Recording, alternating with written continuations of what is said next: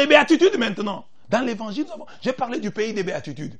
Jésus-Christ vient et les gens croient que le bonheur est dans l'argent, que le bonheur est dans le pouvoir, que le bonheur est dans la force. Jésus lui vient, il commence à dire autre chose. Heureux ceux qui ont une âme de pauvre, car le royaume des cieux est à eux. Oh Jésus, nous on pensait que ne sont heureux que ceux qui habitent au pays de l'argent. Mais toi tu dis, heureux les pauvres. Heureux ceux qui ont une âme de pauvre, car le royaume des cieux est à eux. Figure emblématique de la Bible, Moïse. Heureux ceux qui ont une âme de pauvre. Ça signifie quoi? Heureux ceux qui sont conscients de leurs besoins spirituels. Heureux ceux qui savent tendre la main. Heureux ceux qui comprennent qu'ils ont besoin de Dieu, ils ont besoin des autres. Cas typique, Moïse. Il avait la colonne de feu. Il avait la colonne de nuée.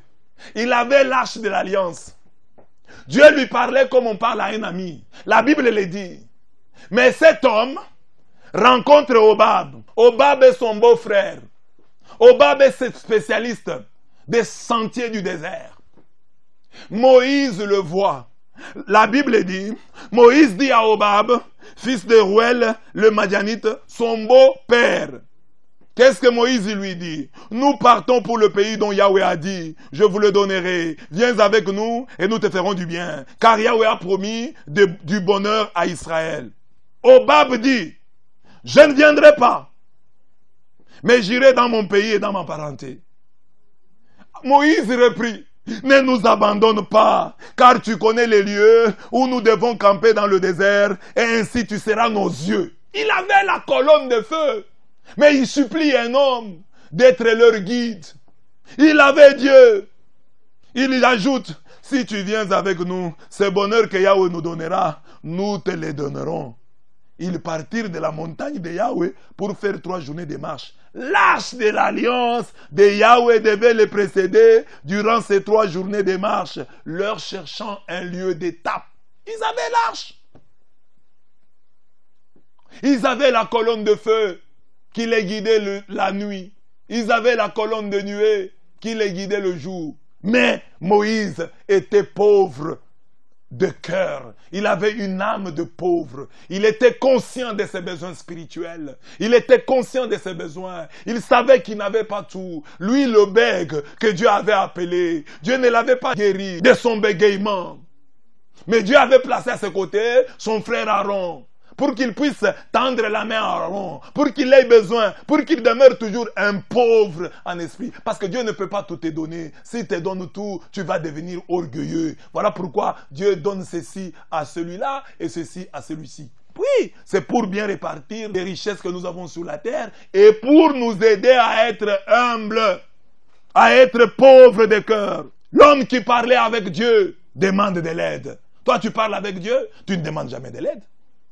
Tu n'as besoin de personne. Toi, tu vis dans ton coin. C'est Dieu seul qui va te donner. Les hommes ne peuvent rien pour toi.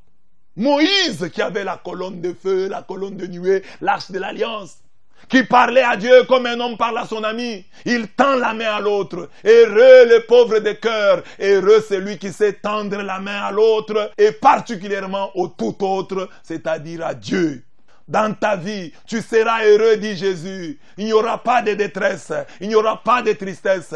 Là où tu es, si tu sais faire comme Moïse devant Hobab, demander l'aide de l'autre. Montrer que j'ai besoin de mes frères, j'ai besoin de l'autre, j'ai besoin du tout autre. Parce que Dieu ne peut pas tout me donner. Dieu ne me donne pas tout. Dieu me donne toujours 60, 70, 80%.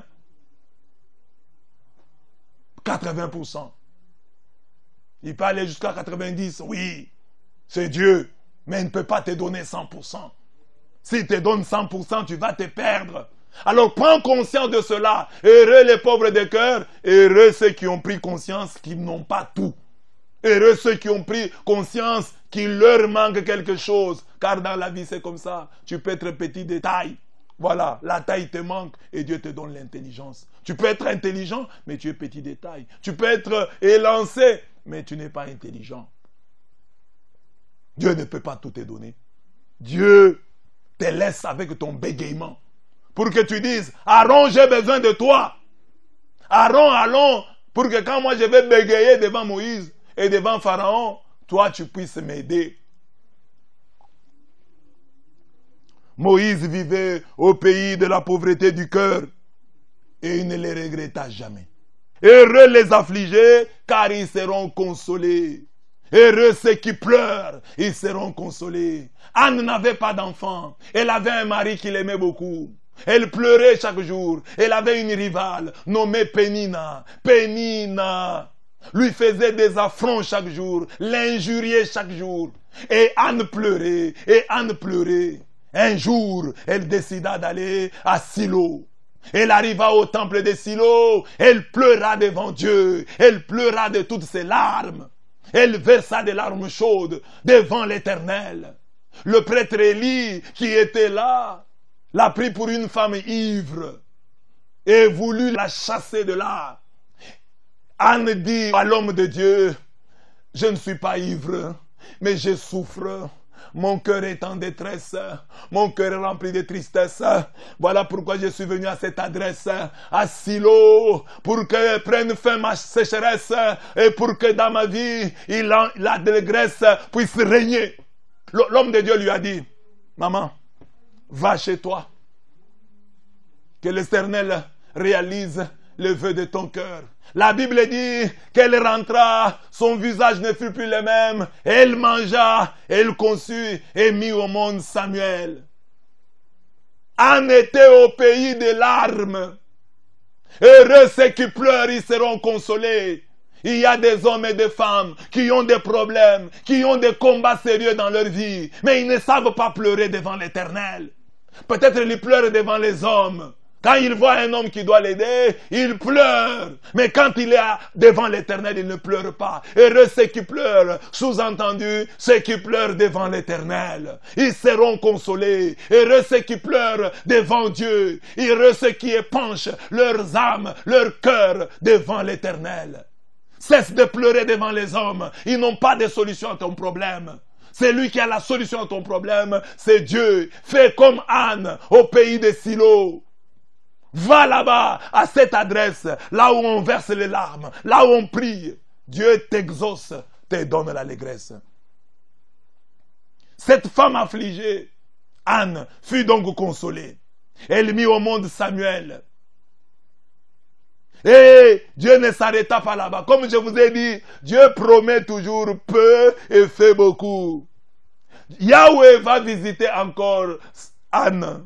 Et elle conçut, elle mit au monde 3 fils et 2 filles. Le jeune Samuel grandissait auprès de Yahweh. Ça c'est 1 Samuel 1 à 6, à 16, 1 à 16. Et aussi 1 Samuel 2, 21. Les larmes d'Anne nous enseignent que la prise de conscience de notre malheur et les larmes versées pour en sortir sont le pays de notre bonheur. Celui qui souffre et qui ne sait pas pleurer amèrement ses malheurs n'est pas à son adresse. Il doit sortir de cette habitation des démons, de ce repère de tout esprit impur et de tout oiseau impur et odieux. Apocalypse 18, verset 2. Quand tu souffres, il y a des jeunes, je vois ici, la famille souffre. Et ces jeunes viennent à la prière pour déranger. Tu ne regardes pas la situation de ta famille?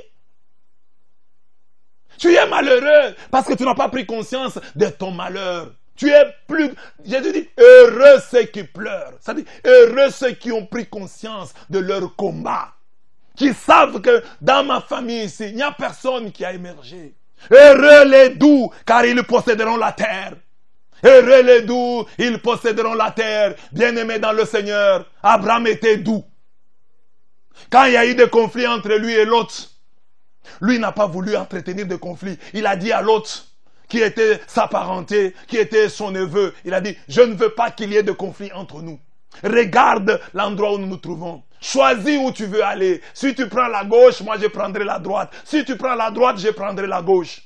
Et l'autre choisit ce qu'il trouvait comme étant la meilleure partie. Il choisit le bon côté. Il y alla.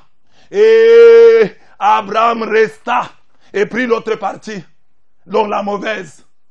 Mais Abraham était convaincu que si tu es là où Dieu veut que tu sois, n'en déplaise à l'autre, n'en déplaise aux hommes, Dieu te bénira. Car nous avons le Dieu puissant. Que cela soit aussi ta conviction, mon frère.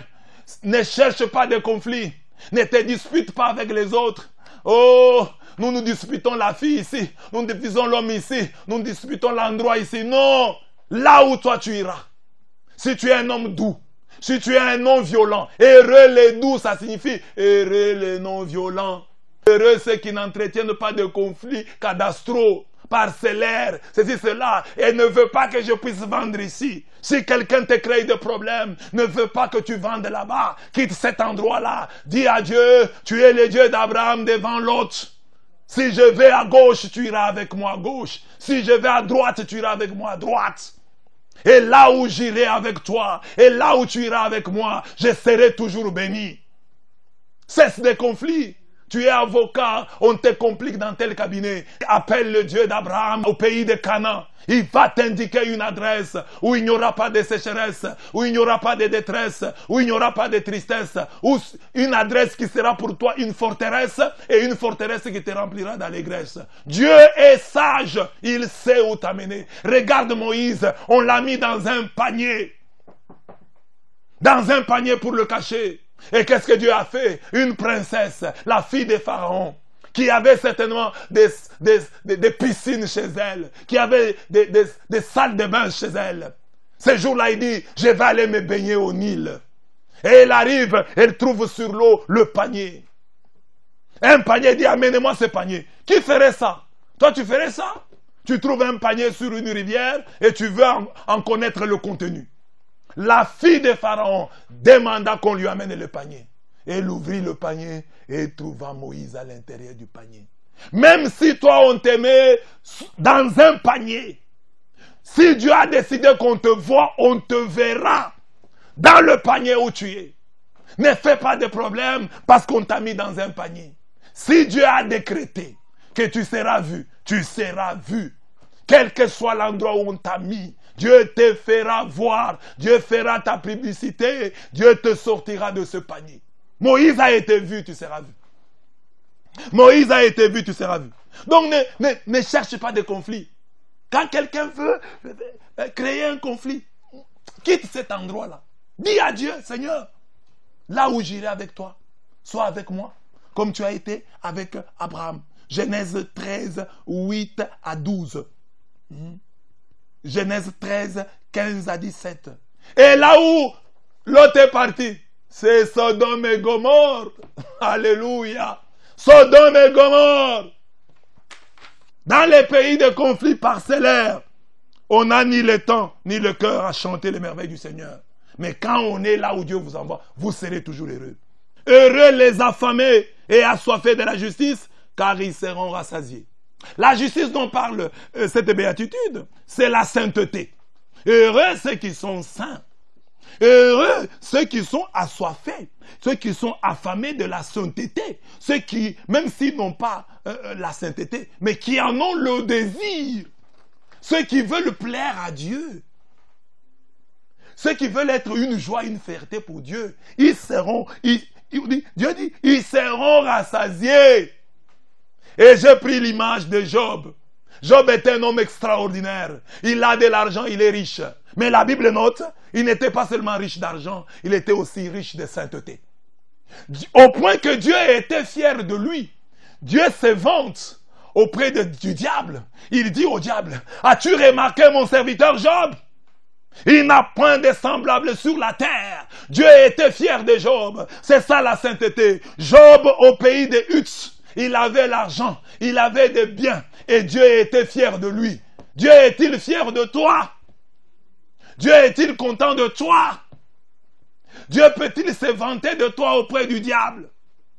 Ce qui arrive le plus souvent, c'est les diables qui se vantent de nous auprès de Dieu. C'est les diables qui utilisent nos péchés pour se moquer de Dieu. Mais ici, Dieu se vante au sujet de son serviteur Job. As-tu remarqué, mon serviteur Job, il n'a point son pareil sur la terre. C'est un homme intègre et droit. Il ne vole pas les deniers publics. Il ne tourne pas les deniers publics. C'est un homme intègre et droit.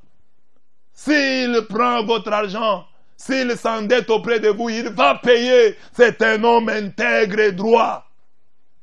Il n'a pas de cadavre dans son placard. Il n'a rien à cacher. C'est un homme intègre et droit. Et il craint Yahweh et s'écarte du mal. Job, chapitre 1er, le 8e verset. Dieu est-il fier de toi? Le malheur atteint souvent le juste, mais l'Éternel l'en délivre toujours. Souvent le malheur l'atteint, mais l'Éternel l'en délivre toujours. Heureux les affamés et assoiffés de justice, ils seront rassasiés. Soyons aussi affamés, soyons aussi assoiffés de justice, et Dieu nous rassasiera. Et même quand le malheur nous atteindra, le Seigneur nous en délivrera. Heureux les miséricordieux, car ils obtiendront miséricorde. Là, je prends la figure emblématique de David. David dans la caverne d'Engadi. David est poursuivi par le roi Saül. Le roi Saül veut le tuer. David est en train de fuir. Mais qu'est-ce qui arrive? Le roi qui poursuivait David tombe dans le piège. Il va vouloir aller se soulager là où David était caché. Et David a le roi Saül à sa merci. Il peut l'abattre, il peut le tuer. Et David ne le tue pas. David lui pardonne. David respecte l'onction que le roi avait. Il ne tue pas, il ne se venge pas. Heureux les miséricordieux, car ils obtiendront miséricorde. Et les gens se plaignent. Comment Dieu a-t-il pardonné à David? David qui a pris la femme d'autrui. David qui a fait tuer le mari d'autrui. Comment Dieu lui a-t-il pardonné? Mais David avait un cœur pardonneur. Il a pardonné autant de fois à Saül, le roi qui lui en voulait à mort. Il a pardonné à son fils Absalom, son propre fils qui avait pris ses femmes. Il a pleuré sa mort. Il a pleuré la mort de Saül, son ennemi juré. Il était miséricordieux. Voilà pourquoi Dieu lui a fait aussi miséricorde. Heureux les miséricordieux, car ils obtiendront miséricorde. Jacques, et ça c'est, j'ai donné le texte de David, c'est dans 1 Samuel 24, 9 à 15. Lisez à la maison. Lisez Jacques 2, 13, qui dit quoi? Qui dit, car le jugement est sans miséricorde pour qui n'a pas fait miséricorde. Mais la miséricorde se moque du jugement. Quand dans ta vie tu es miséricordieux, quand tu as la facilité à pardonner, Dieu aussi te pardonnera. C'est une béatitude. C'est une bonne adresse à laquelle il faut rester. Quand tu habites à cette adresse, il n'y aura pas de tristesse, ni détresse, ni sécheresse dans ta vie. Mais tu deviendras toi-même une forteresse remplie d'allégresse. Celui qui vit dans la rancune, dans la rancœur, vit en captivité, loin de l'adresse que le Seigneur lui donne. Le pardon fait de nous des hommes libres et heureux vivant chez eux.